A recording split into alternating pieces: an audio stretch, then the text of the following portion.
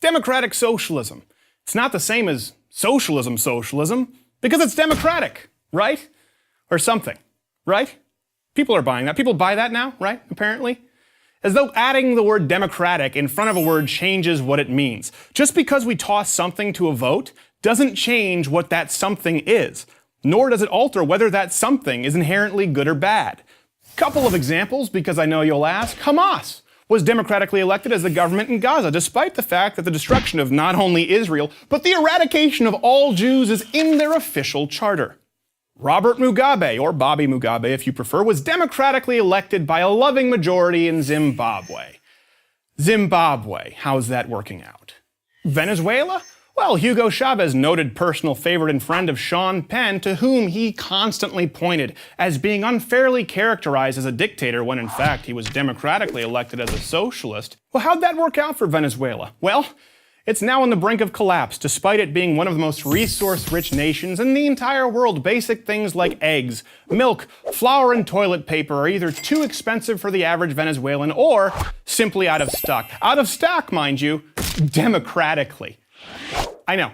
Some of you will say, well, that's not fair because really we knew all along it technically was a dictatorship. Okay, that's fair. Let's move on to example number 2. Denmark?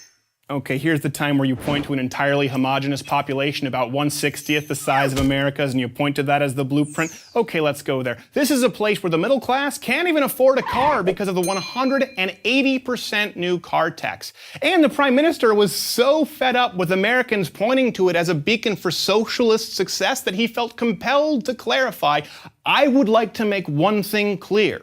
Denmark is far from a socialist planned economy. Denmark is a market economy. Sweden? I love Sweden. Okay, great bikini team, and thanks to that country, my armoire now doubles as a bookcase. Speaking of which, the founder of IKEA, let's be honest, the only really cool export from Sweden, aside from a few good hockey players, left Sweden because of the stifling high tax rate. So, Sweden, good place, not bad people, but a successful model for a viable economy in today's global market? Incorrect. The fact is that over time, the greatest enemy of socialism is reality. The reality that human nature will invariably pull certain people toward individualism and success, and others toward laziness and collectivism. The tension between the makers and the takers always leads to socialism's inevitable collapse. But I know that I can give you examples of failed socialist economies until I'm blue in the face, and you won't care.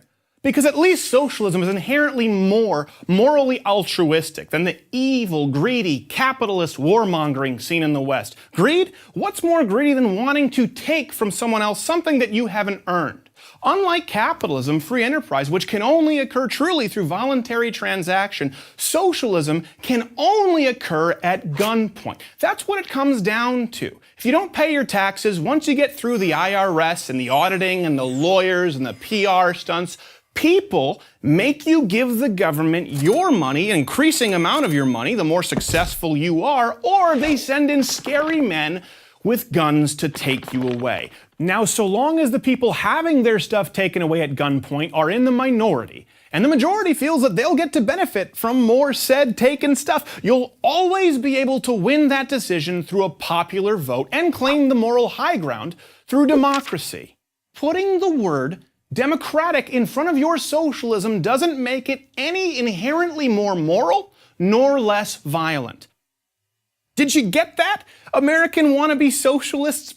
Also, get a job.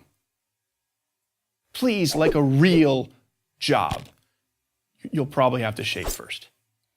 I'm Steven Crowder for Prager University. To subscribe to our YouTube channel, click here. To help keep our videos free, donate here.